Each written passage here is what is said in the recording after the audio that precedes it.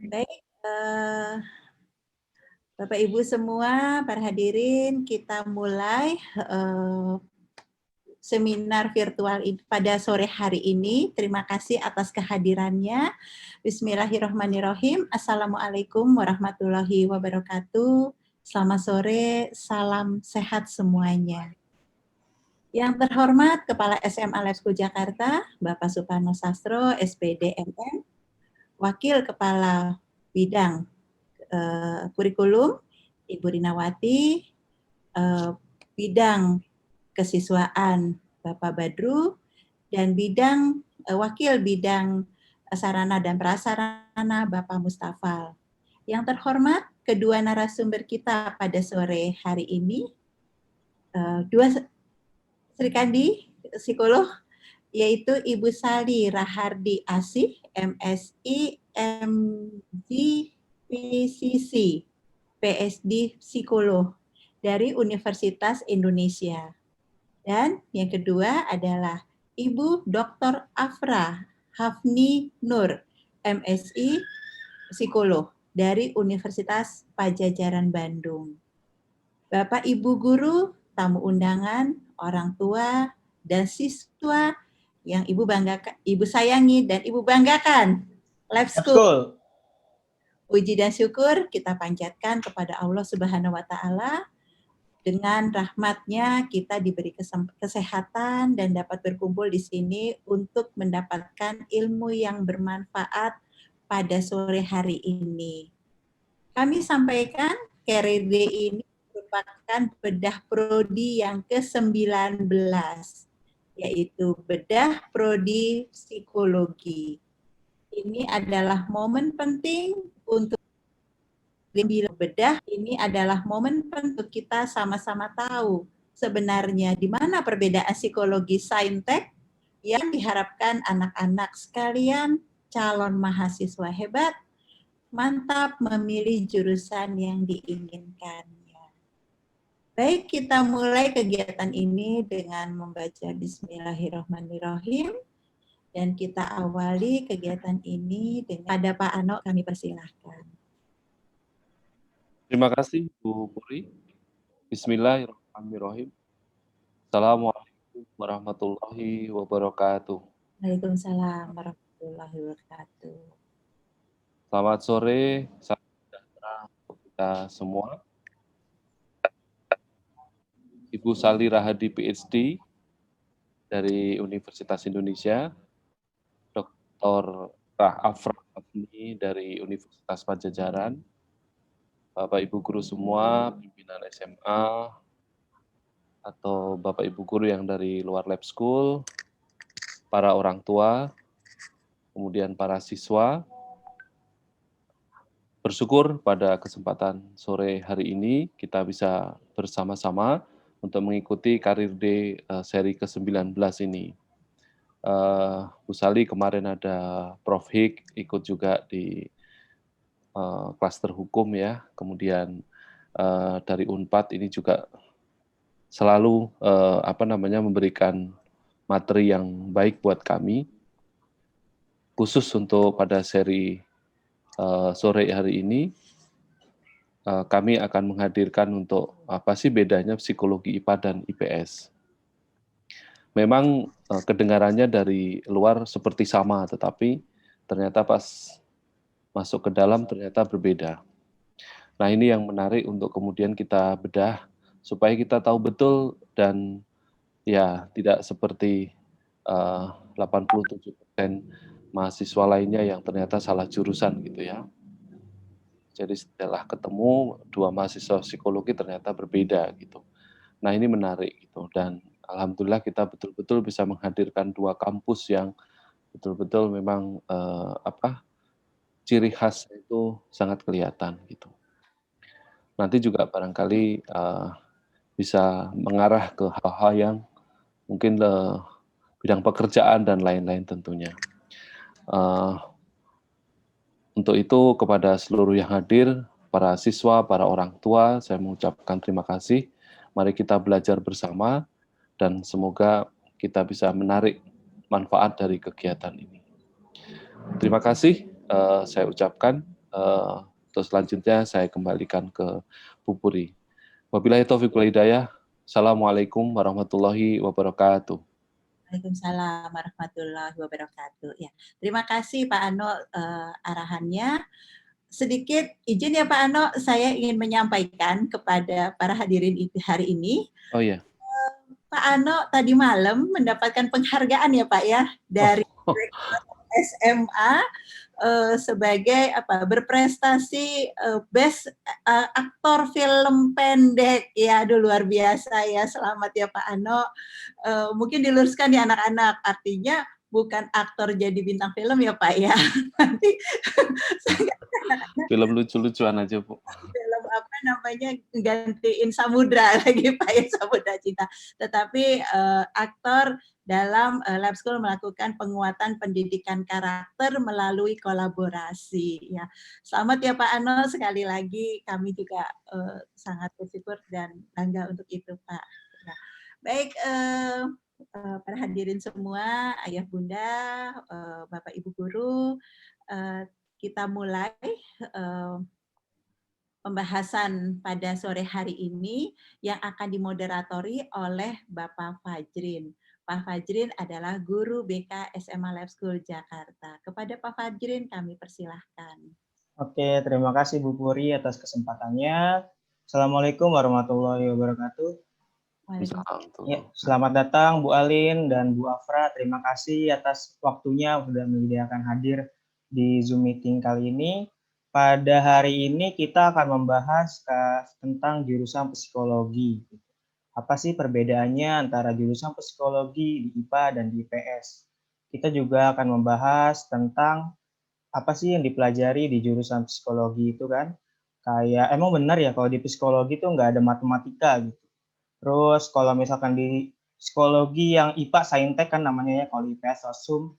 Apa kalau di Saintek tuh berarti psikologinya ada biologi, ada fisika, ada kimia juga atau gimana gitu kan. Itu yang kita cari tahu nanti. Terus psikolog katanya bisa baca garis tangan, bener atau enggak gitu kan. Psikolog bisa tahu orang bohong atau jujur gitu. Itu bener apa enggak gitu, apa cuma mitos gitu. Nah, daripada kita pusing-pusing gitu mikirin, overthinking dan kita nggak tahu jawabannya apa, mending kita cari tahu langsung dari dosen yang sudah mengajar di UI dan Unpad di jurusan psikologi selama 15 tahun minimal. Lebih dari 15 tahun. Mungkin untuk yang pertama, kita akan mulai dari Bu Afra terlebih dahulu. Saya sebelum perkenalkan Bu Afra, saya mau bacakan CV-nya. Bu Afra menempuh pendidikan S1 psikologi di Unpad ya Bu Afra ya. Terus lalu dilanjutkan dengan pendidikan profesi di Unpad juga, profesi psikologi. Jadi Unpad ada kalau psikologi ada pendidikan profesinya. Apa tuh pendidikan profesi gitu ya? Apa bedanya sama magisternya? Terus lalu dilanjutkan dengan Master of Science Kognitif Psikologi di Radboud University ya Bu Afra ya. Tanpa berpanjang lebar, mungkin kita langsung masuk ke pembicara pertama. Kepada Bu Afra, waktu dan tempat dipersilahkan.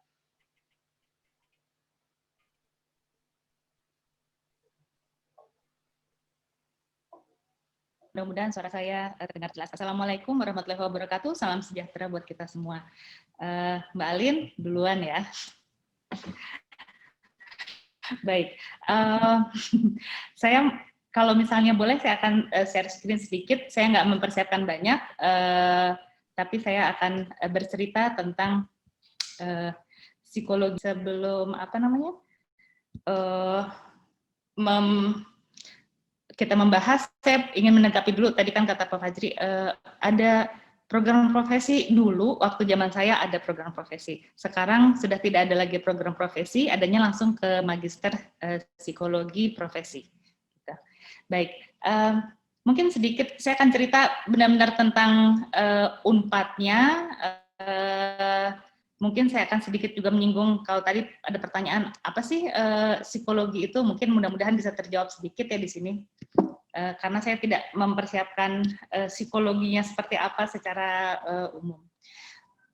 Saya akan langsung kepada siapa kami, kemudian saya akan memperkenalkan mengenai profil lulusan dari psikologi Unpad, dan kemudian juga mengapa IPA dan jalur penerimaan. Nah, fun fact sedikit, Fakultas Psikologi Unpad ini adalah bukan fakultas pertama yang berdiri, karena itu pertama kali adanya di Mbak Alin ya, di Bu Alin, Psikologi UI, tapi kalau Fakultas Psikologi Unpad itu adalah fakultas psikologi pertama yang langsung berdiri sebagai fakultas, bukan berkembang dari program studi lainnya.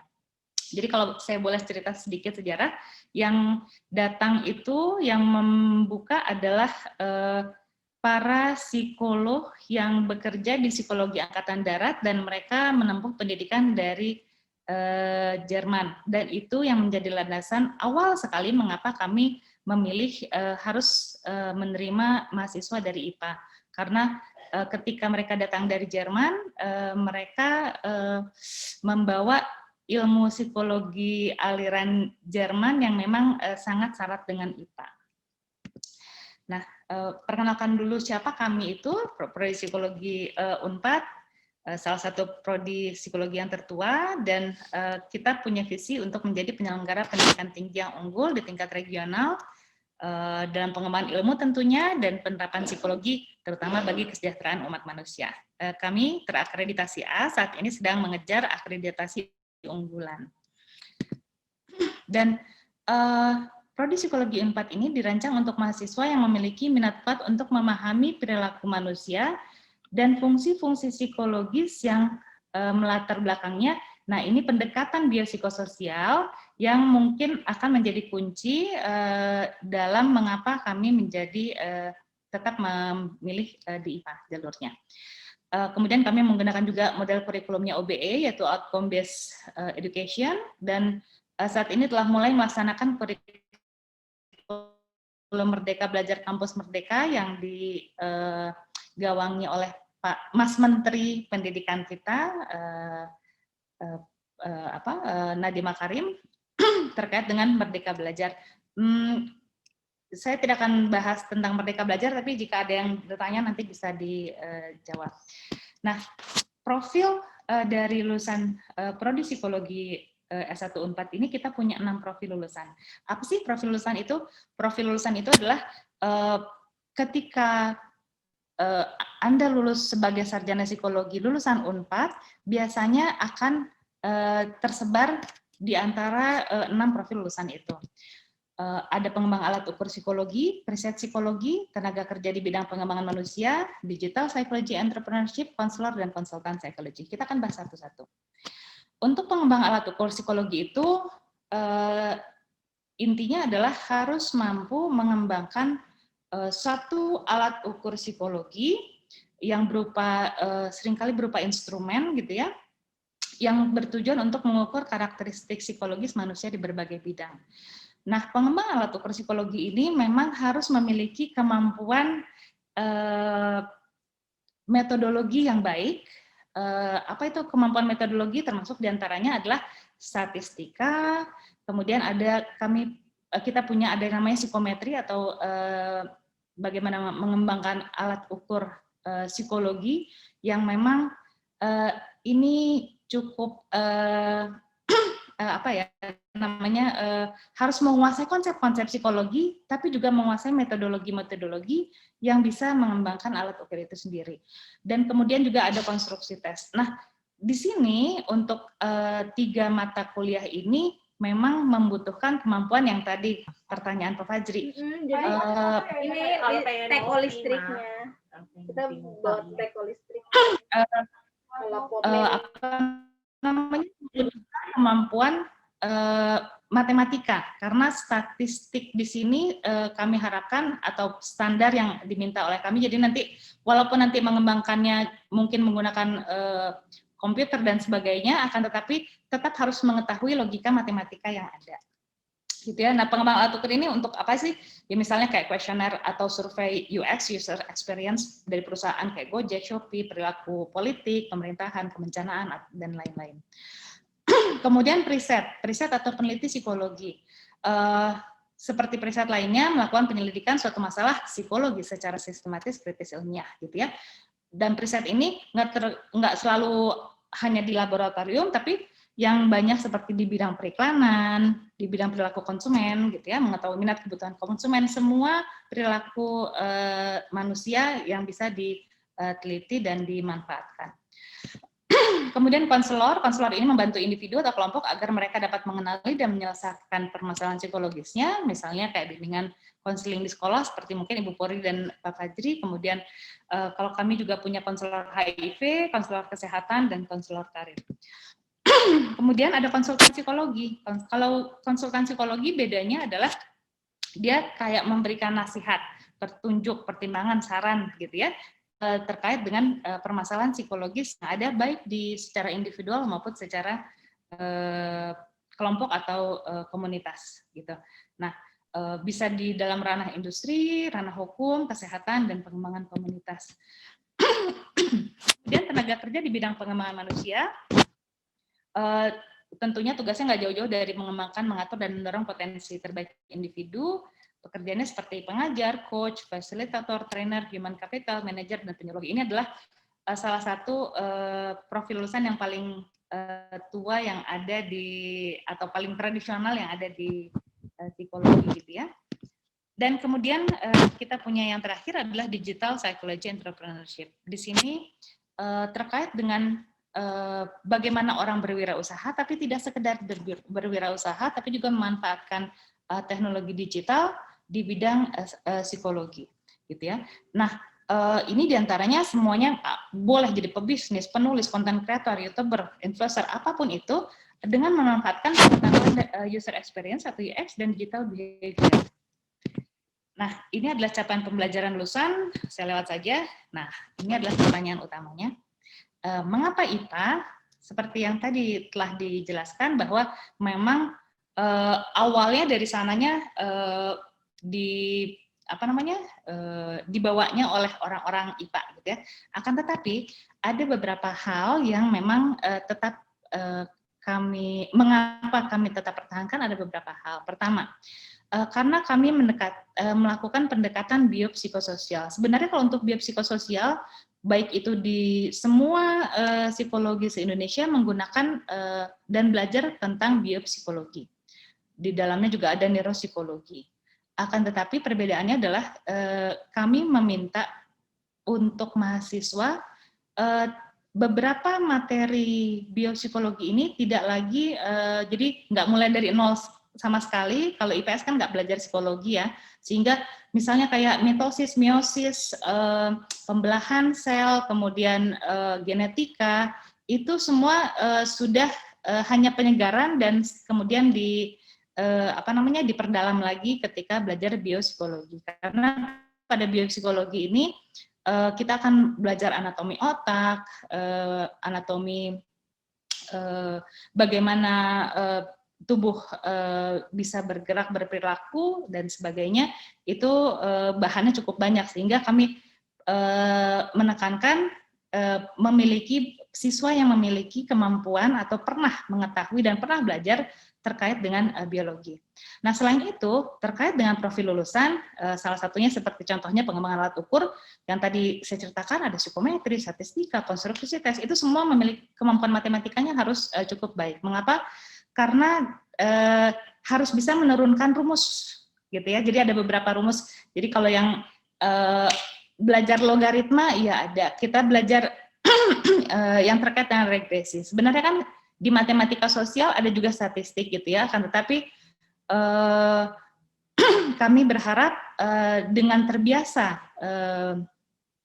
dengan angka dan memang terbiasa untuk menurunkan rumus sehingga tidak mengalami kesulitan jika mempelajari psikometri, statistik maupun konstruksi tes yang memang penuh dengan rumus gitu ya. Dan kemudian di psikologi di Unpad, psikologi itu masuk ke dalam rumpun kesehatan. Jadi kami bersama dengan kedokteran gigi, keperawatan, farmasi gitu ya, kita ada dalam rumpun kesehatan. Sehingga dan dikembangkan memang psikologi kesehatan, dan di Unpad sedang dikembangkan academic health science, itu AHS gitu ya. Nah, karena arahnya ke arah sana, ke academic health science, academic health system, sehingga psikologi harus berperan dalam rumpun kesehatan tersebut, tentunya harus memiliki bahasa yang sama, bahasa yang memang sudah terbiasa dibawa dari IPA. Dan kemudian yang terakhir adalah terkait dengan berpikir diagnostik. Walaupun di S1 kami menuntut mahasiswa juga untuk bisa melakukan diagnostik melalui asesmen yang memang atau pengukuran yang memang dimiliki oleh mahasiswa atau sarjana psikologi nantinya, yaitu kemampuan observasi dan kemampuan interview. Itu yang paling senjatanya sarjana lah ya, sarjana psikologi. Nah, dengan kemampuan observasi dan interview ini dituntut untuk bisa melakukan diagnosa melalui observasi dan interview. Tentunya dengan pola berpikir IPA, sistematika pola berpikir IPA sesuai dengan pola berpikir diagnostik, sehingga itu yang juga kami tuntut untuk dimiliki oleh calon mahasiswa kita. Gitu. Nah, itu sebenarnya untuk yang IPA. Kemudian ini sekedar jalur penerimaan, jika memang berminat, kita punya 3 jalur penerimaan, SNPTN, SBMPTN, dan jalur mandiri. Mungkin kalau SNPTN dan SBMPTN itu sudah hatam kali ya semuanya ya.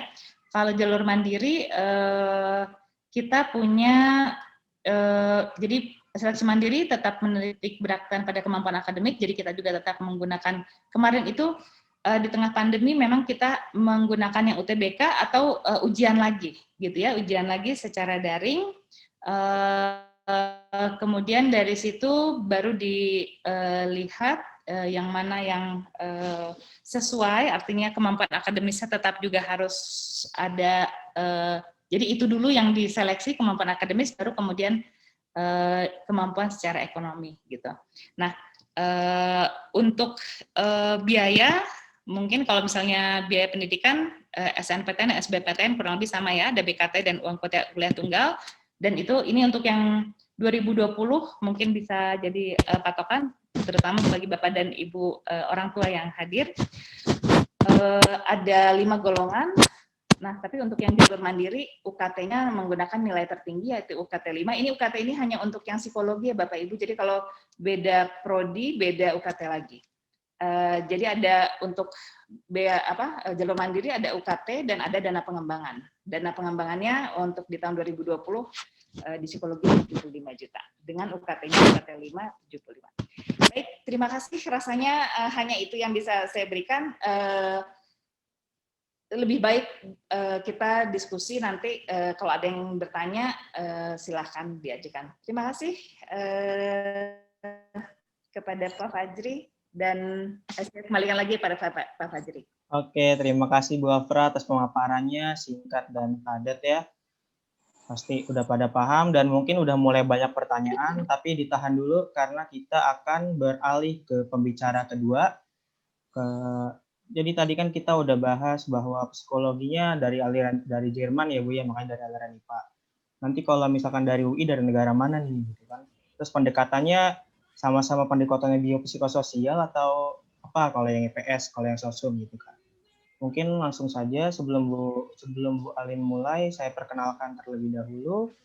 Bu Alin ini menempuh pendidikan S2 di UI ya Bu ya, di Magister Psikologi Klinis Dewasa di UI, lalu dilanjut dengan Master Grief and Palliative Care Counseling di University of Adelaide, lalu menempuh pendidikan PhD di University of Texas at Arlington. Oke, Bu Alin, waktu dan tempat 30 menit untuk menyampaikan pemaparan. Dipersilahkan. Terima kasih banyak Pak Fajrin. Suara saya cukup jelas ya Pak ya? Jelas Bu. Jelas ya. Oke, saya izin share screen ya Pak. Oke. Sebentar.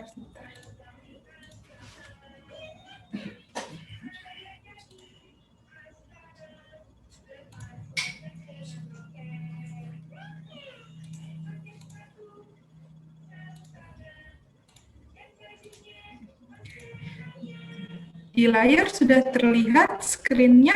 Terlihat Bu, jelas. Jelas terlihat ya, Bu, terlihat jelas. Ya, terima kasih. Selamat sore semuanya.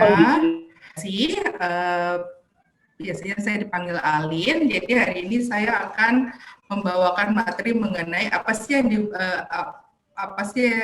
hal-hal yang dipelajari di Fakultas Psikologi UI gitu. Jadi Fakultas Psikologi UI ini memang kami menerimanya dari jalur, kami memang termasuk dalam rumpun Soshum, yaitu Sosial dan Kesehatan, terus kemudian oleh rektor saat itu dipindahkan ke Sosial Humaniora sebenarnya. Nah, meskipun demikian, Fakultas Psikologi UI menerima mahasiswa tidak hanya dari jalur IPS, maksudnya yang jurusannya IPS waktu SMA, tapi juga dari jurusan IPA. Saya sendiri dulu pun waktu SMA-nya jurusannya adalah IPA, begitu.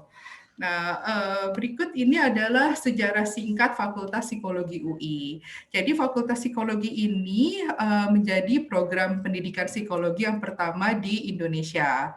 Dekan pertamanya yaitu yang juga biasa dijuluki Bapak Psikologi Indonesia, yaitu Profesor Dr. Slamet Iman Santoso.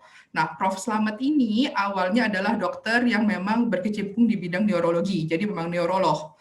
Nah, beliau aslinya di FKUI dan kemudian pada pidatonya yang merupakan yang akhirnya menjadi awal akhirnya pendidikan psikologi itu adalah bahwa pidatonya itu mengenai the right person in the right place. Jadi bagaimana alat-alat tes yang digunakan, alat-alat psikodiagnostik dan juga wawancara serta observasi akan membantu asesor untuk menempatkan orang ini cocoknya di mana, seperti itu. Jadi kalau sekarang ini mungkin lebih kepada bidangnya PIO, kita bilang psikologi industri dan organisasi.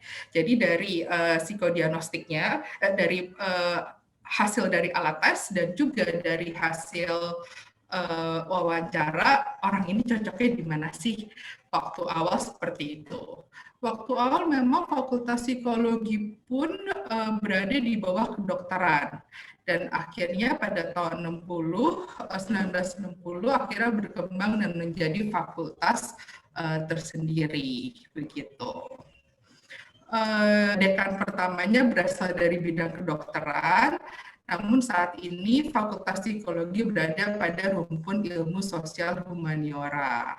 Nah, kalau di UI itu sebenarnya fakultas itu dikasih kode-kode psikologi itu adalah kodenya 08, berarti fakultas yang ke-8 di UI. Yang fakultas pertama 01 itu FK, yang kedua itu adalah 02 itu adalah FKG. Psikologi itu sendiri sebenarnya ada berapa program studi sih gitu. Kalau dilihat di Fakultas Psikologi, secara umum ada 5 program studi. Yang pertama ini adalah program studi sarjana psikologi. Nah, program studi sarjana psikologi ini akan meluluskan mahasiswa dengan gelarnya itu sarjana psikologi. Selain itu, ada juga jurusan kelas internasional. Nanti akan kita lihat seperti apa. Jurusan kelas internasional ini akan intinya jurusan yang double degree. Kami bekerja sama dengan Fakultas Psikologi di UQ, di mana kalau di UQ ini masuknya lebih ke health sebenarnya psikologi itu. Jadi nanti dan lulusannya itu akan bergelar bergelar ganda, yaitu SPC, Sarjana Psikologi, dan Bachelor of Science atau Bachelor of Art, tergantung di UQ-nya mereka ambil yang mana. Kemudian yang berikutnya ada untuk S2-nya ada 3, yaitu kalau saya ini ya. Nah, di sini ada prodi magister psikologi atau kita bilang prodi magister science, ya psikologi science. Kemudian ada program prodi psikologi profesi. Ini juga magister yang kalau memang mau jadi psikolog harus melewati program psikologi profesi ini. Nah, program profesi program psikologi profesi ini ada klinis dewasa, ada klinis anak, ada juga psikologi industri dan organisasi, dan juga ada psikologi pendidikan. Dan saat lulus mereka bisa memanggil diri mereka sebagai psikolog. Dan untuk masuk prodi, untuk menjadi psikolog harus lulusan dari S1 psikologi. Nah, yang berikutnya ada yang namanya prodi psikologi terapan. Ini adalah magister juga, terdiri dari 3, ada psikologi anak dan usia dini, ada psikologi, ada intervensi sosial, dan juga ada psikologi sumber daya manusia. Dan yang terakhir yaitu adalah prodi doktor, S3 ini intinya adalah untuk lanjutan lagi kalau mau kuliah sampai S3. Biasanya yang ikut S3 ini adalah umumnya dosen atau juga peneliti atau mungkin beberapa orang dari instansi pemerintahan yang memang pekerjaannya meminta mereka untuk dengan memiliki gelar S3 akan lebih membantu.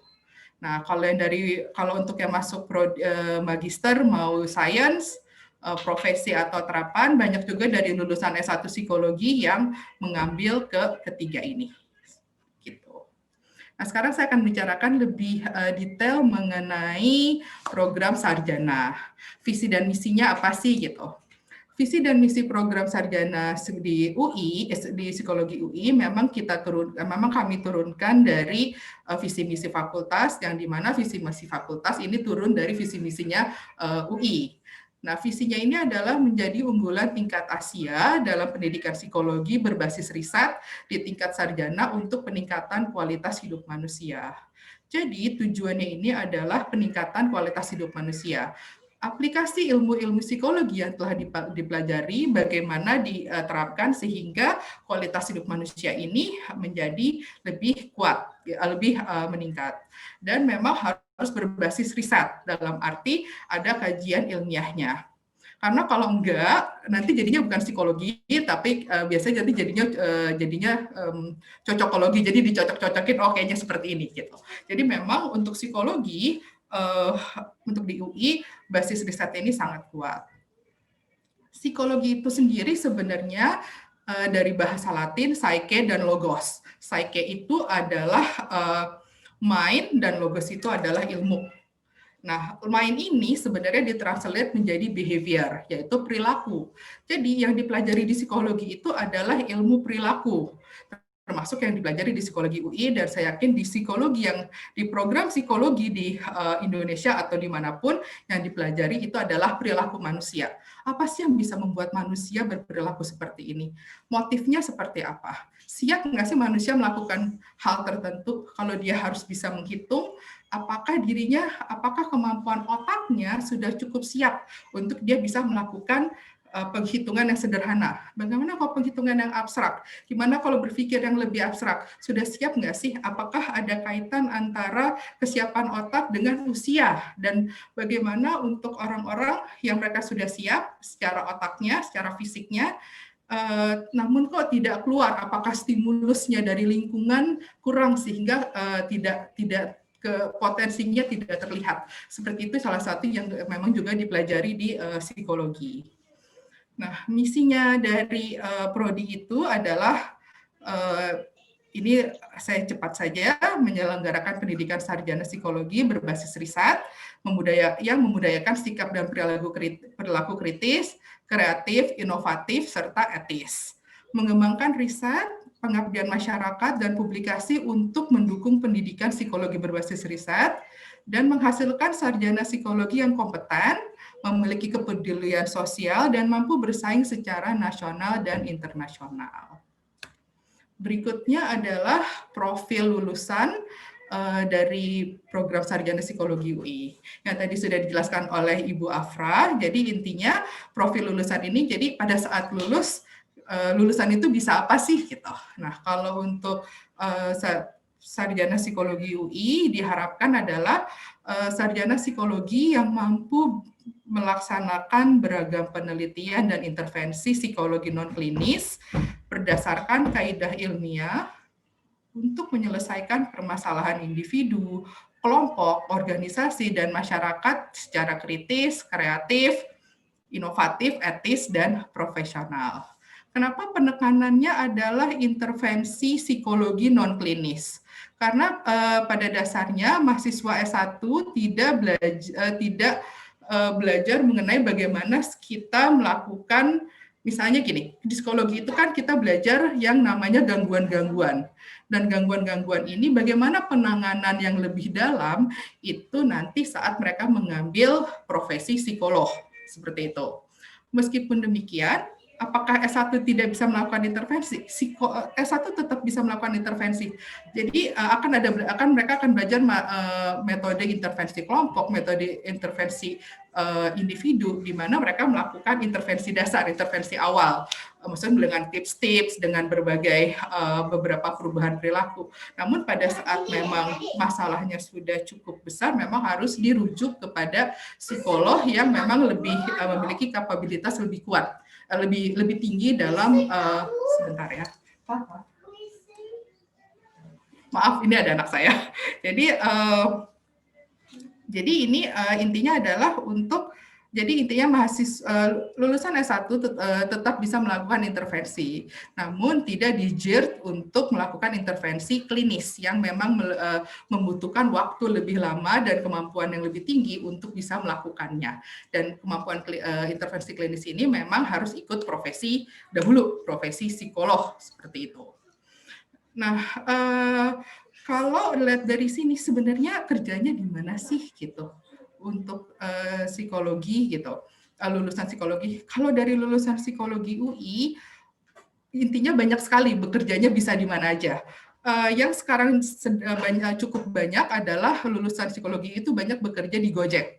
Mereka banyak melakukan user experience survei, intinya melakukan survei terkait user experience seperti itu. Selain di Gojek, ada juga di Shopee, ada juga di Tokopedia. Itu banyak sekali lulusan psikologi UI yang bekerja di mereka bukan startup lagi ya, sebenarnya maksudnya intinya sudah sangat berkembang. Selain itu banyak juga yang kerja masuk ke SDM, di perusahaan-perusahaan, atau juga mereka di perusahaan, kebanyakan memang perusahaannya perusahaan negeri, maksudnya perusahaan swasta, tidak terlalu banyak yang berminat untuk mendaftar menjadi pegawai negeri, jadi PNS. Ada namun tidak banyak. Begitu. Ada juga yang memang aktif ikut LSM, seperti kalau pernah dengar yang namanya Yayasan Pulih. Yayasan Pulih dia ada dua usahanya, Yayasan Pulih, Pulih Foundation, dan Pulih at the Peak. Itu pendirinya adalah alumni psikologi UI, dan salah satunya Mbak Iput masih menjadi dosen di psikologi UI. Saya juga dulu pernah di Yayasan Pulih. Intinya memberi intervensi psikososial. Jadi ke daerah bencana, ke daerah atau ke komunitas yang memang rawan dengan kekerasan atau komunitas yang termarginalisasi. Jadi memang lulusan Fakultas Psikologi UI ini memang banyak di mana-mana. Jadi tidak hanya di SDM, tapi juga ada di LSM, ada juga kerja di perusahaan sebagai R&D, dan juga ada yang menjadi dosen, ada yang menjadi peneliti, ada juga yang akhirnya meneruskan sekolah lagi. Begitu. Kalau untuk waktu tunggunya rata-rata 3 bulan setelah mereka lulus, mereka sudah mendapatkan pekerjaan. Nah, tapi di masa COVID ini kita belum mengadakan penelitian lagi, masih dilakukan penelitiannya, tapi penelitian yang terakhir adalah rata-rata masa tunggunya itu sekitar 3 bulan, 3-6 bulan sudah mendapatkan pekerjaan untuk lulusan S1. Nah, kalau S1 itu kita ada 3 kelas. Yang pertama reguler, paralel, kemudian internasional. Yang reguler ini jalur masuknya ada yang SNMPTN, kemudian SBMPTN, dan juga SIMAK UI. SIMAK UI-nya ini memang kami menerimanya dari Soshum. Jadi kalaupun jurusan di SMA-nya adalah IPA, saat ikut SIMAK UI-nya kalau mau milih psikologi harus memilih yang untuk Soshum. Kalau untuk SBMPTN, kalau memang dari IPS jurusannya, jadi ambilnya tetap IPS. Tapi kalau yang dari IPA dan berminat untuk di psikologi UI, itu tetap masuknya itu nanti jadinya lintas bidang. Kayak saya, waktu zaman saya tuh UMPTN, saya lulusannya IPA, dan saya pas pilih UMPTN ada beberapa, jadi saya memang ambil IPC. Jadi paginya saya ujian IPA, siangnya saya ujian untuk IPS. Nah, selain kelas reguler, ada juga namanya kelas paralel. Kelas reguler ini biasanya sekitar 5-6 kelas. Kalau isinya sekitar 40-50 orang. 40-an lah, let's say. Kalau paralel, ini hanya 2 kelas, jalur masuknya adalah PPKBUI. PPKBUI ini adalah seperti SNPTN, tapi yang melakukan adalah UI sendiri. Jadi penelusuran bakat berdasarkan nilai raport saat SMA. Kemudian ada SIMAK, jalur UI yang SIMAK UI ini jalur mandiri, ujian masuk UI yang memang ya intinya jalur masuk seleksi yang dilakukan oleh UI sendiri sebagai suatu universitas. Kemudian ada yang namanya jalur internasional yang KKI yang tadi saya bilang. Nah, KKI ini jalur masuknya dari talent scouting. Talent scouting ini sama kayak PPKB, jadi intinya adalah penelusuran bakat dan juga nanti akan ada wawancaranya untuk masuk ke kelas internasional. Kemudian akan ikut yang namanya SIMAK UI internasional. Sebenarnya perbedaannya apa sih gitu? Secara umum perbedaannya kalau reguler dan paralel lebih kepada ada batasan tahun kelulusan SMA, kalau paralel tidak. Terus kalau reguler kelasnya diadakan di jam yang lebih pagi, kalau paralel jamnya yang lebih siang. Ini untuk mata kuliah wajib. Untuk mata kuliah pilihan biasanya diadakan lebih ke sore hari. Jadi mau reguler atau paralel, mata kuliah pilihan biasanya diadakan di sore hari. Reguler yang tadi saya sudah kemukakan, kuotanya paling banyak, paralel kuotanya lebih sedikit. Dan memang secara bayaran, reguler lebih murah daripada paralel. Kemudian ada yang kelas internasional, ini karena kelas internasional, jadi akan 2 tahun di psikologi UI dan ada 2 tahun di UQ. Lulusannya double degree, ini materinya memang secara umum diajarkan dalam bahasa Inggris. Meskipun demikian, saat ujian tetap boleh kok bawa kamus gitu, karena kan belum tentu kemampuan bahasa Inggrisnya, walaupun ada minimum untuk masuk kelas internasional, belum tentu pas ujian mereka ditambah stres, belum tentu jadi lebih lancar gitu. Jadi tetap diperbolehkan kalau ujian bawa kamus. Saya mengajar juga di kelas internasional gitu untuk psikologi kesehatan atau kita bilang health psychology. Dan itu mata kuliah wajib untuk kelas internasional. Kuotanya paling sedikit, biasanya hanya 1 kelas, namun mulai tahun ini kita bisa membuka ada 2 kelas untuk kelas internasional. Dan karena ini kelas internasional, biayanya memang paling mahal di antara reguler dan paralel.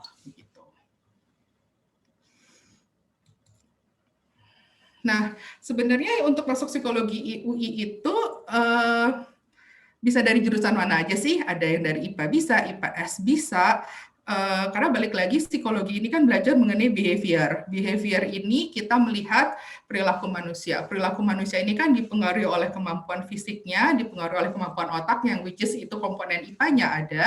Selain itu, secara psikologisnya orang ini seperti apa, dan juga memang setelah itu bagaimana lingkungan sosial mempengaruhi dirinya dia. Jadi balik lagi memang approach-nya adalah biopsikososial.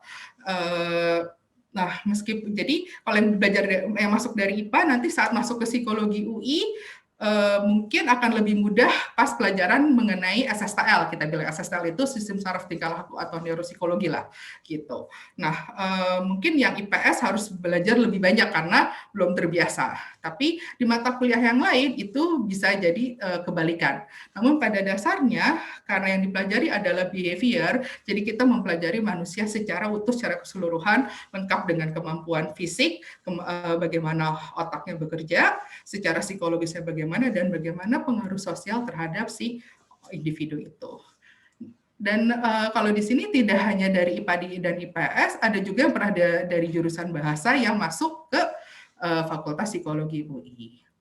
Kalau berdasarkan survei yang kami lakukan, tidak ada beda prestasi yang signifikan antara yang jurusan SMA-nya IPA dengan yang jurusan SMA-nya IPS untuk psikologi UI.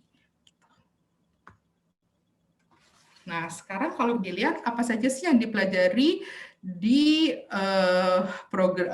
program sarjana. Yang dipelajari itu, saya teruskan aja ya sebentar.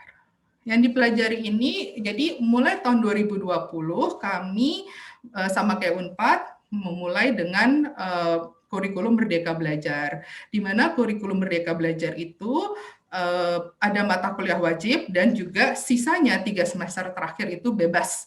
Mahasiswa mau ngambil mata kuliah pilihan di prodi yang sama, maksudnya di psikologi, atau mau lintas ke fakultas teknik, fakultas hukum, atau mau lintas ke MIPA, atau mau magang, itu dibebaskan. Nah, kalau untuk petanya biasanya di mata kuliah wajib ini ada teori dasar psikologi, kemudian ada intervensi. Jadi intinya mahasiswa pun mempelajari intervensi, dan kemudian ada yang mahasiswa mempelajari metodologi penelitian. Metodologi penelitian ini akan terdiri dari 3 mata kuliah. Kebetulan saya pun termasuk dalam tim di metodologi penelitian. Saya mengajar yang inferensial 2, yang metodologi penelitian paling akhir, itu kami di situ akan belajar mengenai bagaimana melakukan penelitian psikologi dengan metode eksperimental. Kemudian akan belajar mengenai pengukuran. Pengukuran ini bagaimana membuat alat ukur, bagaimana membuat norma, validitas reliabilitasnya seperti apa, begitu. Biasanya mahasiswa paling takut dengan mata kuliah terkait pengukuran karena memang tantangannya besar dan memang tidak mudah. Gitu. Kemudian ada yang namanya MOW dan penulisan ilmiah. MOW ini adalah mata kuliah observasi dan wawancara. Ini adalah senjata dari mahasiswa atau dari lulusan psikologi, tidak hanya S1 namun juga S2 dan S3. Observasi dan wawancara ini adalah di sini kita belajar bagaimana mempelajari belajar mengobservasi perilaku manusia itu seperti apa gitu. Terus kemudian saat wawancara yang kita mau seperti apa, bagaimana cara kita melakukan wawancara. Ini adalah senjata-senjata dari lulusan psikologi. Dan di akhir ada tugas akhir dan juga ada mata kuliah wajib fakultas. Secara umum ini adalah peta mata kuliah wajibnya, akan ada filsafat dan sejarah psikologi. Kemudian ada yang namanya, ini di semester 1 akan ada namanya mata kuliah namanya perseptual motor, motivasi dan emosi. Ini merupakan mata kuliah baru. Sebelumnya di kurikulum sebelumnya itu dipecah antara neuropsikologi dengan psikologi umum, tapi di kurikulum sekarang digabung, jadi mahasiswa lebih mendapat gambaran yang utuh. Ini lebih terkait mengenai kita belajar sistem saraf manusia. Selain sistem saraf manusia, kita juga belajar mengenai hal-hal secara biologis yang membuat manusia memiliki motivasi, yang membuat manusia bisa memiliki emosi, itu secara biologisnya, secara otaknya seperti apa sih. Dan ini terusannya adalah belajar mengingat dan berpikir, yang juga terusan dari PMME, yang intinya apa sih teori-teori belajar dan secara neuropsikologinya seperti apa, itu ada juga di situ. Dan kemudian di semester ini kita belajar ada yang namanya psikologi teori kepribadian, psikologi pendidikan, psikologi sosial, ada dasar-dasar intervensi, pengantar pengukuran, psikometri, ini untuk pembuatan alat yang warnanya ini. 3 ini adalah rangkaian mata kuliah untuk membuat alat pengukuran psikologi. Kemudian di sini ada belajar psikologi klinis, psikologi abnormal, yang di sini dasarnya adalah biopsikososial. Jadi kenapa 2 orang ini bisa reaksi stresnya berbeda, walaupun sebenarnya stresornya, sumber stresnya sama, karena mungkin ada pengaruh dari genetik dan juga dari pengaruh sosial. Jadi kita belajar secara biopsikososial seperti itu. Dan ini adalah mata kuliah pilihan yang bisa diikuti, ada psikologi kesehatan, psikologi bermain, psikologi evolusi, ada perempuan dan gender, metakognisi, psikolinguistik. Ini adalah berbagai mata kuliah pilihan yang bisa diikuti seperti itu. Ada coaching dan mentoring, dan juga ada mengenai stres dan keselamatan kerja. Overall, intinya adalah selain mempelajari berbagai konten tersebut, intinya kita juga jadi belajar memahami diri kita sehingga semoga kita menjadi individu yang lebih baik di nantinya. Demikian dari saya, terima kasih.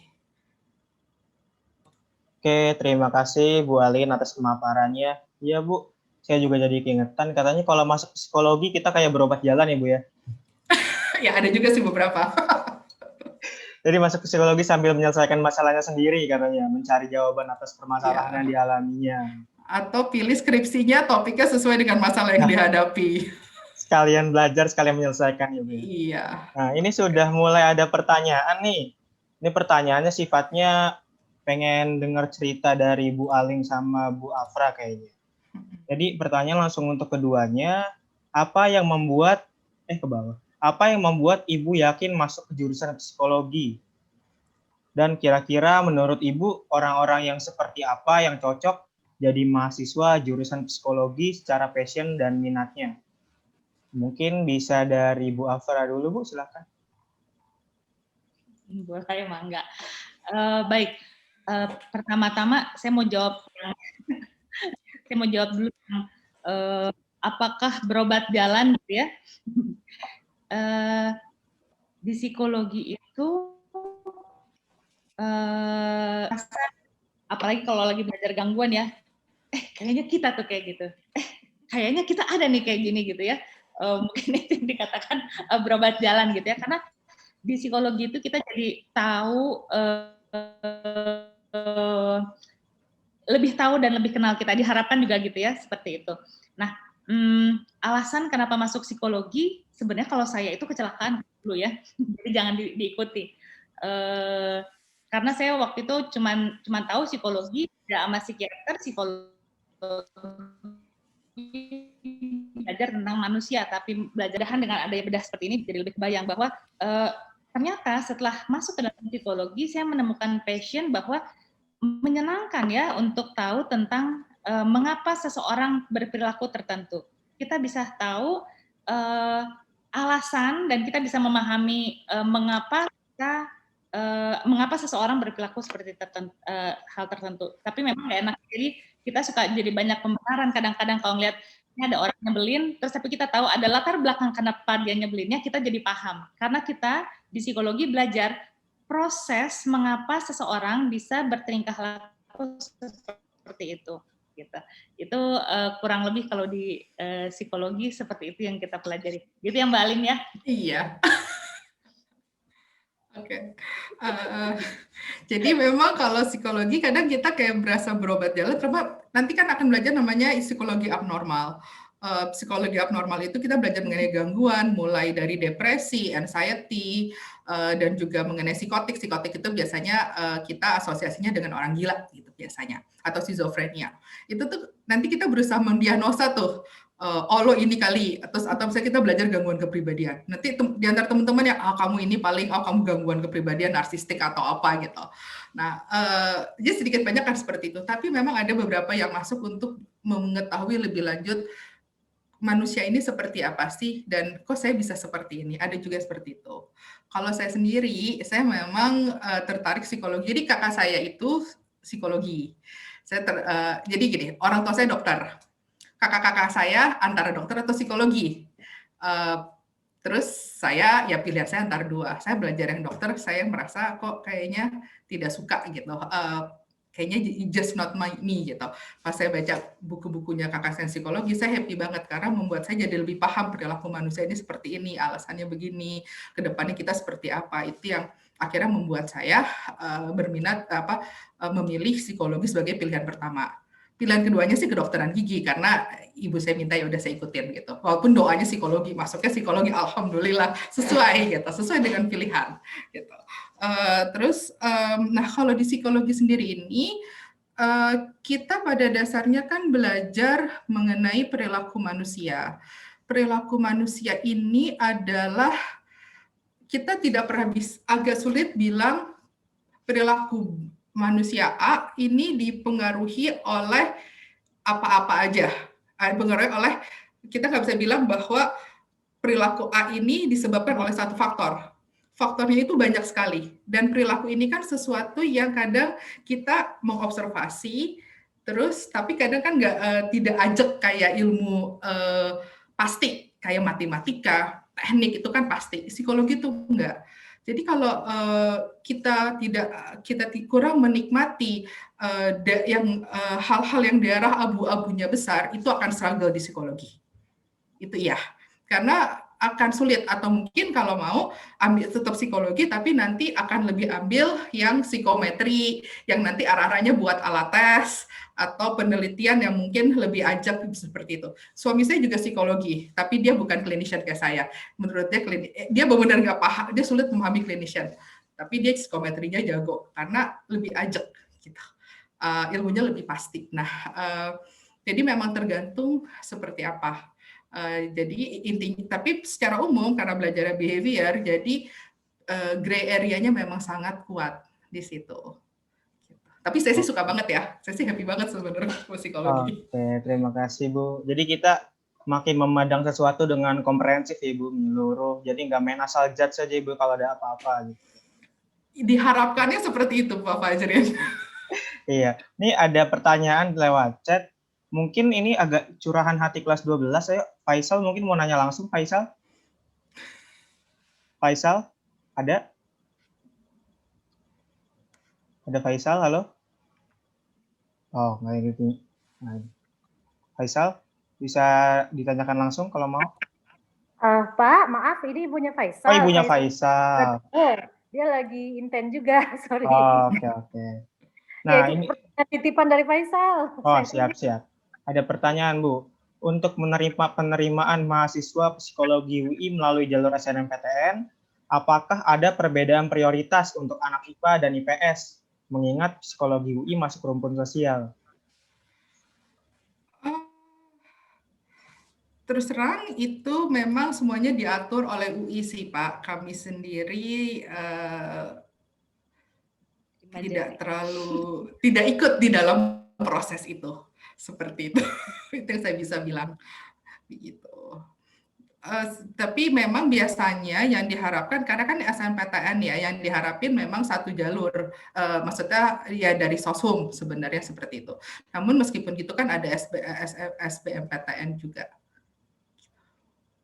Oke. Berarti kalau misalkan nggak ada SNMPTN, bisa lewat SBMPTN atau jalur mandiri ya Bu ya, kesempatan masih terbuka lebar gitu, karena jalurnya juga ada banyak, termasuk PPKB juga. Termasuk PPKB kelas ya. internasional ya. Iya, kelas internasional juga ada. Jadi kalau di psikologi UI, kalau reguler itu kami sekitar berapa orang ya? Pokoknya itu kan sekitar 5-6 kelas, satu kelas itu sekitar 40-an orang. Jadi sebenarnya banyak sih, kesempatannya besar juga. Iya. Nah, ada lagi pertanyaan, Bu mau nanya, untuk jurusan psikologi, laporan akhirnya boleh laporan magang aja apa harus skripsi? Oh, ini pengen menghindari skripsi kayaknya nih. Jadi nanti gini. Ya, Bu Afra dulu boleh, Bu? Oh, boleh. Kalau di Unpad kita hanya skripsi untuk di akhirnya, gitu. Sementara ini masih skripsi, tapi memang dalam Merdeka Belajar Kampus Merdeka kita mau melihat dan melakukan evaluasi apakah mungkin. Tapi kalau misalnya tugas akhir, jadi bentuk tugas akhir bukan laporan magang, sekarang ini sedang dilihat kembali. Tapi secara umum sih karena kami memang butuh untuk kemampuan penelitian, sehingga diharapkan memang skripsi di akhirnya. Suara saya terdengar jelas nggak? Karena saya dengar feedback. Terdengar, Bu. Oke. Yang penting. Jadi intinya kalau di psikologi Unpad sampai saat ini masih skripsi. Oke, sampai saat ini masih skripsi ya Bu ya. Kalau di UI gimana Bu Alin? Sama, sejauh ini masih skripsi. Ya, dan nanti memang akan ya seperti Unpad kami akan mengevaluasi lagi apakah apakah bisa skripsi, harus skripsi saja atau bisa ada jalur yang lain. Oke, jadi sejauh ini masih skripsi ya. Jadi kalau misalkan kalian nanti mau masuk psikologi, kira-kira gambarannya karena belum dibahas, jadi masih skripsi untuk tugas akhirnya. Oke, terus kita pindah ke pertanyaan berikutnya. Assalamualaikum, permisi saya mau tanya, apakah untuk jurusan psikolog ini menerima lulusan SMK atau hanya SMA aja ya, Bu? Bu Alin dulu, boleh, Bu? Kalau Unpad, maaf ya duluan. Kalau Unpad karena kita mensyaratkan IPA, jadi memang sementara ini hanya dari SMA. Kami pernah waktu itu jalur bidik misi di awal, karena penetapannya dari Unpad masuk yang dari SMK, tapi ternyata memang kasihan buat mahasiswanya karena agak sulit untuk mengejar teman-teman yang lain, gitu. Sehingga sampai saat ini kami hanya dari SMA dan jalurnya hanya IPA. Kalau di UI bagaimana Bu Alin? Di UI setahu saya juga memang kami masih memang SMA, jadi bukan SMK. Namun kalau yang SMA waktu itu pernah ada yang juga lulusan bahasa kan gitu. Seperti itu. Oh, berarti sejauh ini dari kedua universitas hanya dari SMA ya Bu untuk menerima mahasiswa jurusan psikologi. Dari SMA jurusan IPA, kalau di Unpad, kalau di UI IPA, IPS dan ya. Lalu ada lagi, kalau misalkan di Unpad ada kelas internasionalnya nggak Bu Afra? Sampai saat ini masih belum. Kita nanti mudah-mudahan dalam waktu dekat bisa mengikuti jejak UI, tapi sampai sekarang memang masih belum ada untuk kelas internasional. Oke, ditunggu Bu. Kayaknya anak-anak udah mulai nggak sabar nih Bu masuk kelas internasional psikologi Unpad. Doakan ya kalau gitu. Iya. Ini ada lagi pertanyaan dari Bu Evi ya, BKMAN 9. Bedanya psikologi profesi dan terapan apa ya Bu Alin? Oke, jadi memang kalau untuk psikologi profesi, nanti lulusannya bisa menyebut dirinya sebagai psikolog. Dan harus lulusannya harus dari S1 psikologi. Jadi nanti pada saat profesi di UI itu ada 4, yaitu klinis dewasa, klinis anak, yang rencana memang akan digabung ke depannya. Kemudian juga ada pendidikan, psikologi pendidikan, dan psikologi industri dan organisasi. Jadi di sana memang pembelajaran mengenai diagnostiknya akan lebih kuat, dan juga kalau untuk klinis akan ada intervensi-intervensi, pendidikan juga, di mana intervensi-intervensi ini lebih bersifat klinis dan lebih masalahnya lebih dalam. Jadi memang dibutuhkan pemahaman mengenai behavioral science yang kuat. Selain itu ada beberapa penggunaan tes yang memang butuh latar belakang S1, psikologi, dan juga digodok lagi, dipoles lagi saat profesi. Nah, kalau psikologi terapan, ini dia multi-entry, jadi S1-nya tidak harus psikologi. Meskipun demikian, kalau terapan, karena memang modelnya kan terapan applied, jadi memang yang diharapkan itu adalah mereka-mereka yang sudah bekerja dan mereka membutuhkan tambahan ilmu sehingga aplikasinya di dunia nyata ini tidak hanya berdasarkan pengalaman tapi juga ada backup dari ilmunya sendiri, jadi menjadi lebih kuat. Dan kalau untuk terapan memang disyaratkan sudah pernah bekerja sebenarnya. Oke, terima kasih Bu Alin. Bu Afra ada pertanyaan untuk yang di Unpad. Katanya kalau psikologi IPA yang di Unpad, kan tadi karakteristiknya tentang pengembangan alat diagnostik dan berkaitan dengan rumpun kesehatan. Kira-kira kalau di psikologi IPA, apakah belajar konseling dan intervensi-intervensi individu atau kelompok untuk penanganan kasus juga, Bu? Iya, pastinya itu dipelajari, artinya ketika intervensi yang dipelajari, kita punya intervensi individual dan intervensi komunitas gitu. Kalau komunitas itu yang tentunya untuk kelompok, masyarakat, dan intervensi individual. Itu kenapa kita bisa mengeluarkan profil lulusan sebagai konselor, karena di sana dipelajari seperti nih tentang konsep-konsep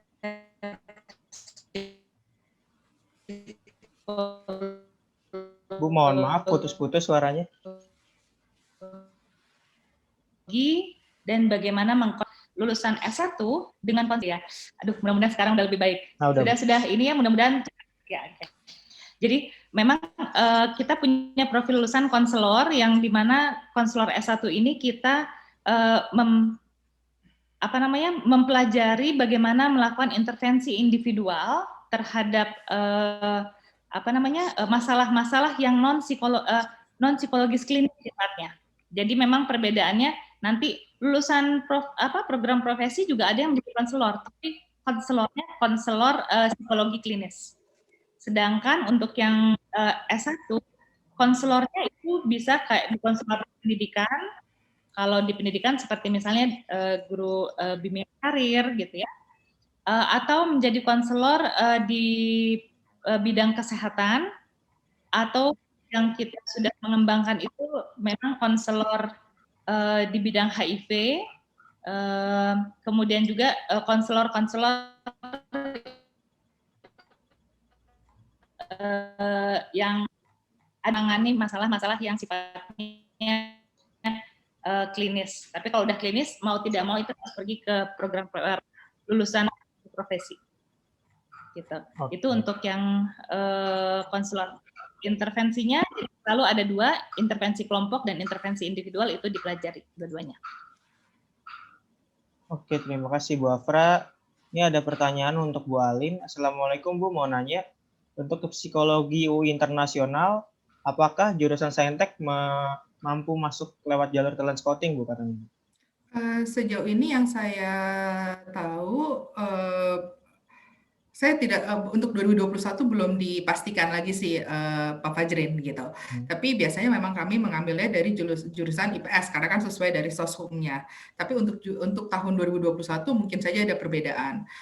Tapi selain talent scouting kan ada SIMAK UI internasional. Jadi kalau untuk kelas internasional itu ada dua, lewat talent scouting sama lewat SIMAK UI internasional. Jadi bisa ambil SIMAK UI internasional. Kalau talent scoutingnya hanya untuk intinya yang diminta adalah jurusan IPS saja. Oke. Ini ada pertanyaan lanjutan. Bu mau tanya, lulusan S1 psikologi tidak bisa bekerja di bidang pendidikan ya? Tadi Bu Afra sudah menjelaskan dan Bu Alin bisa ya untuk di pendidikan, bisa di konselor karir ataupun konselor pendidikan. Kalau dari psikologi UI itu banyak yang kerja di ini sih, kayak Cikal, High School. Itu banyak yang di sana, ada di Citra Buana juga, maksudnya di konselor, atau kalau yang udah lulusan S2-nya jadi psikolog, atau yang jadi guru, kayak saya tahu beberapa mahasiswa saya, di Cikal jadi guru juga. Di sekolah Cikal ya Bu ya? Ya. Ini ada lagi pertanyaan, Assalamualaikum, saya ingin bertanya kira-kira ada berapa jumlah... Ya Bu Afra? Nggak apa-apa, saya telat, langsung aja. Nggak apa-apa Bu, nggak apa-apa Bu. Ini soalnya delay. Nggak, saya juga cerita bahwa sebenarnya kalau misalnya di psikologi Unpad, salah satu profil lulusan itu tenaga pengembang manusia itu diantaranya adalah pengajar, trainer, coach. Itu tuh kaitannya erat banget sama pendidikan sebenarnya dalam pengembangan manusia. Oke, berarti bisa ya Bu ya bekerja di bidang pendidikan. Banyak. Bisa banget. Ya itu untuk Alia bisa, tenang aja, bisa bekerja di bidang pendidikan. Ada lagi pertanyaan, Assalamualaikum, saya ingin bertanya kira-kira ada berapa jumlah mata kuliah psikologi yang ada di UI dan juga di Unpad katanya? Sebentar, jumlah. Banyak ya Bu ya, banyak lah pokoknya Bu ya. 10. Ada sekitar mungkin sekitar 60 sampai akhir tuh 60-70 mata kuliah kalau mata kuliah ya. Tapi kalau untuk SKS mungkin kita lebih gape untuk ngejawab jumlah SKS totalnya. Jadi gini, untuk lulusan S1 itu harus selesai 144 SKS minimal. Nah, untuk kurikulum Merdeka Belajar di Unpad kita punyanya jadinya 149 SKS. Jadi kita ada kelebihan 5 SKS karena. Kalau di UI gimana Bu Alin? Jadi di UI sama, jadi untuk lulusan S1 psikologi itu, lulusan S1 itu harus minimum 144 SKS. Nah, sejauh ini yang tadi mana ya? Mungkin saya share lagi ya, Pak ya? Ya, boleh Bu. Bentar. Udah kelihatan kan ya? Iya, kelihatan Bu. Sebentar. Nah, jadi kalau dengan kurikulum Merdeka Belajar ini, total mata kuliah wajibnya itu ada 93 SKS. 93 SKS ini adalah peta kelompok mata kuliahnya. Kalau jumlah mata kuliahnya sendiri itu ada berapa nih? 1, 2, 3, 4, 5, 6, 7, 8, 9, 10, 15, 20, ada 24 mata kuliah wajib dan skripsi, jadi 25. Sisanya bisa diambil mata kuliah pilihan, atau magang di luar, atau mata kuliah di luar prodi, gitu. Kalau Merdeka Belajar kan bebas, modelnya begitu, Pak. Oke, Oke. Saya stop share dulu ya. Terima kasih, Bu. Nah, saya juga mau nambahin, lupa tadi saya, Bu. Untuk talent scouting, alhamdulillah ada anak dari IPA ya, dari lab school yang keterima. Jadi kalau misalkan tahun lalu, Bu, di 2020. Ada ya? Ya, tahun ini di 2020. Jadi kalau misalkan memang anak IPA tahun depan mungkin ada yang mau daftar, tahun ini bisa dicoba ya. Karena di 2020 ada juga yang keterima dari IPA untuk jalur talent scouting. Nah, ini ada lagi. Permisi Mbak, saya ingin bertanya, kalau jadi mahasiswa paralel di UI bisa dapat beasiswa nggak? Terima kasih. Secara umum beasiswa itu memang diberikan kepada reguler. Namun pada saat pandemi ini kan sebenarnya terimpact nggak hanya mahasiswa reguler ya, mahasiswa paralel banyak juga yang orang tuanya terimpact. Sedangkan biaya sekolah kuliah mereka itu kan sekitar 12 apa ya, maksudnya 100 semester 12 juta, jadi berat juga sebenarnya.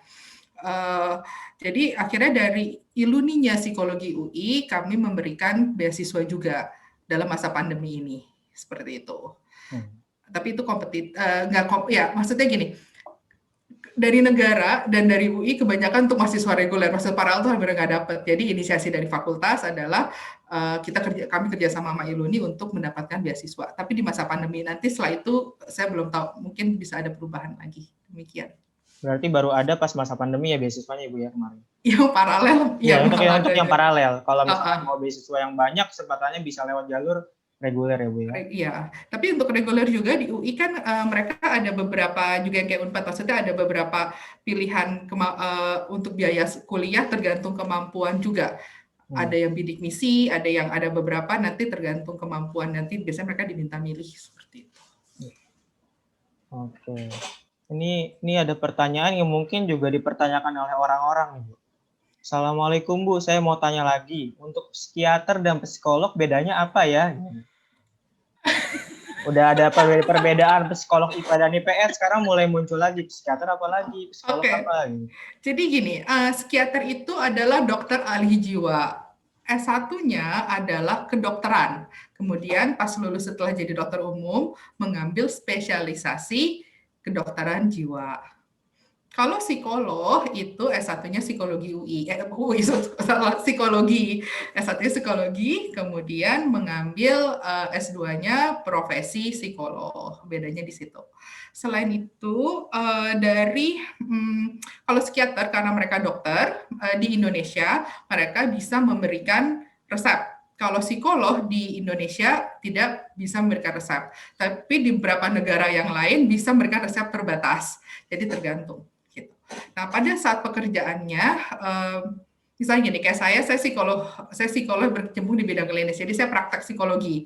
Saya kerjasama dengan psikiater, saya punya psikiater rekanan, karena pada beberapa gangguan yang sudah sangat berat, harus dikasih obat dulu, biar lebih tenang, baru bisa masuk dengan terapi psikologi. Gitu. Oke, Bu Afra mungkin ada tambahan, Bu? Enggak, saya sama sih kurang lebih kayak gitu. Jadi memang perbedaannya di pemberian obat atau tidak kalau di Indonesia ya. Kalau di sini nggak ada kewenangan soalnya kalau di Indonesia. Tapi ya itu bedanya, satu dokter, satu lagi ya bukan dokter. Dan kita bilangnya klien ya Mbak, bukannya pasien ya kebanyakan. Ya, kita bilangnya klien.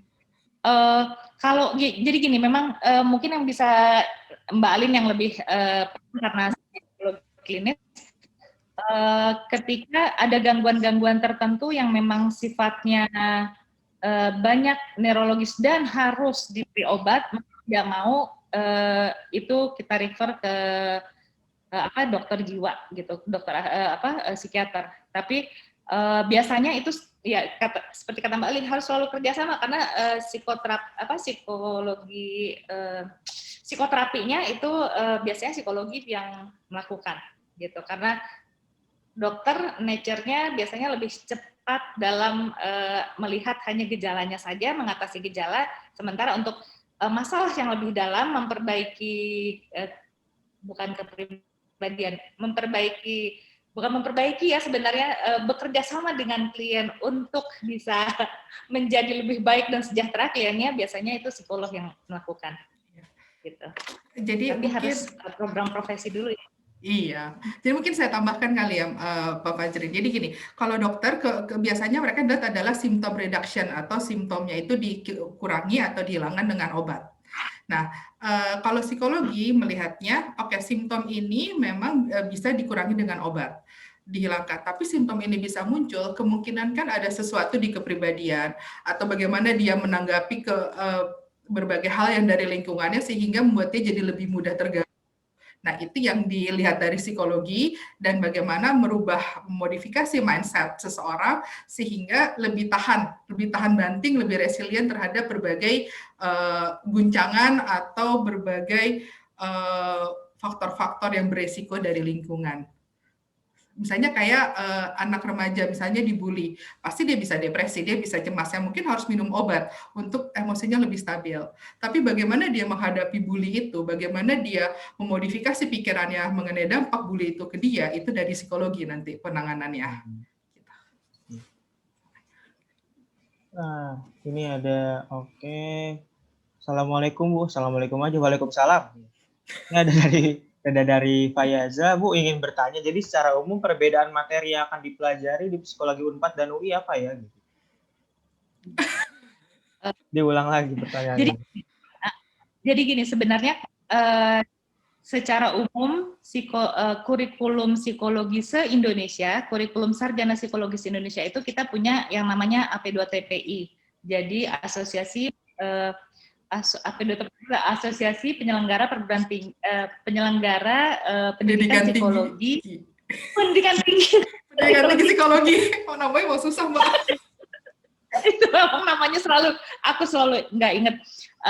Jadi intinya kurikulum psikologi ini se-Indonesia kita punya kesepakatan materi-materi apa saja yang minimal harus dipelajari oleh mahasiswa psikologi. Itu yang tadi kata Mbak Alin adalah mata kuliah wajib. Gitu ya. Kalau mata kuliah wajib itu semua yang ada di AP2T diwajibkan harus diselenggarakan, itu diselenggarakan. Perbedaannya adalah nanti ketika di mata kuliah pilihan. Nah, mata kuliah pilihan ini biasanya lebih memang pada ciri khas masing-masing universitas, gitu. Nah, kalau misalnya UI mungkin lebih banyak di intervensi dan riset ya, Mbak Alin ya.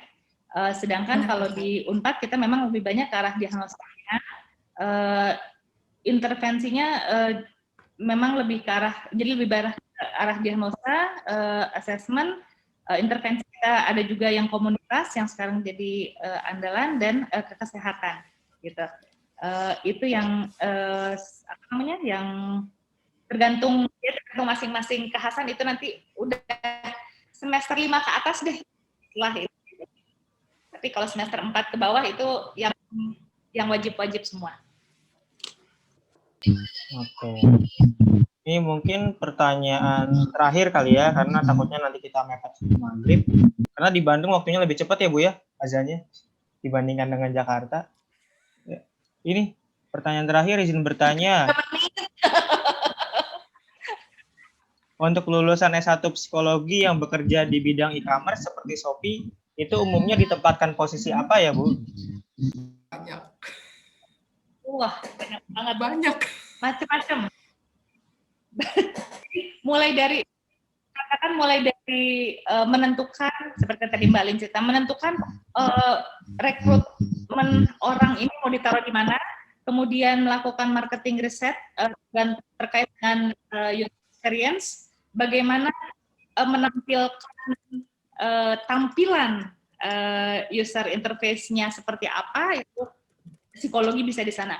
Mau yang di belakang layar itu juga bisa terkait dengan pengembangan manusianya, pengembangan driver Gojeknya misalnya gitu ya. Itu tuh bisa semua selama ada manusia, psikologi bisa bekerja, itu aja sih intinya. Iya, betul. Bu Alin ada tambahan? Sama sih dengan tadi Bu Afra, jadi intinya bisa di belakang layar, bisa SDM, pengembangan manusianya, bisa user experience-nya gitu. Bisa juga kalau yang lulusan kebetulan keponakan saya psikolog klinis dari UI kerja di Shopee. Shopee itu bikin kayak program untuk psikolog, maksudnya untuk kesehatan mental itu juga ada psikolog tapi juga ada S1-nya setahu saya gitu. Jadi bisa di mana-mana sih Mas, maksudnya bisa berbagai Mas Pak Fajrin, jadi bisa di mana-mana. Kalau di UI kita manggilnya Mas dan Mbak kecuali yang udah senior banget. Gak apa-apa Bu, saya emang masih muda, masih 15 tahun. Ya, apalagi salah satu pekerjaan ya UX researcher itu lagi naik banget ya Bu ya di zaman sekarang ini, user experience. Oke, mungkin sekian pertanyaannya, mungkin masih ada lagi tapi waktu membatasi kita untuk bercengkrama berdiskusi gitu ya. Nah, sebelum kita tutup, mungkin kita ucapkan sekali lagi terima kasih kepada Bu Alin dan Bu Afra atas pemaparan dan diskusinya hari ini, sangat bermanfaat dan sangat mencerahkan. Nah, sekian dari saya selaku moderator. Wassalamualaikum warahmatullahi wabarakatuh. Saya kembalikan ke Bu Puri. Waalaikumsalam warahmatullahi wabarakatuh. Ya, terima kasih Pak Fajrin atas panduannya. Bu Afra, Bu Alin, aduh luar biasa ini, seru ya. Diterusin bisa sampai lewat maghrib ini Bu. Itu ternyata ya mungkin sehari-hari kita kuliah psikologi seperti ini ya Bu ya. Jadi bergembira, senang gitu. Jadi nggak kelihatan kayak lagi kuliah gitu ya. Kecuali ntar pas ujian baru pusing ya Bu ya. Ya, baik anak-anakku sekalian, ayah bunda, alhamdulillah nih di akhir masih tetap bertahan ya anak-anak kita semua. Mudah-mudahan apa yang sudah dipaparkan oleh Bu Afra dan Bu Alin bisa bermanfaat dan kita lebih tahu ya perbedaan antara saintek, psikologi saintek dengan psikologi sosial. Tapi apa betul ya Bu ya bisa dikatakan bahwa dari kedua psikologi, jika kita ingin masuk ke psikologi ternyata tetap matematika itu menjadi sumber segala sumber ilmu yang harus kita kuasai begitu ya. Nah, jadi anak-anak sekalian walaupun itu jurusan soshum tetap matematika menjadi utama begitu ya. Nah, kemarin juga ini sedikit membahas kemarin pun Fakultas Hukum Prof. Hikmanto ya, Prof. Hik, beliau mengatakan hukum pun juga matematika yang menjadi utama. Bahkan ada dua, matematika dan bahasa Inggris ya, beliau mengatakan matematika dan bahasa Inggris. Dan saya pikir juga mungkin ya Bu ya, di psikologi juga matematika menyelesaikan pendidikannya di situ. Baik, Bu Afra dan Bu Alin, terima kasih atas kehadirannya luar biasa pada sore hari ini. Saya tutup seminar virtual ini dengan mengucapkan alhamdulillahirabbil alamin. Mohon maaf jika ada kekurangan. Assalamualaikum warahmatullahi wabarakatuh. Waalaikumsalam. Terima kasih banyak.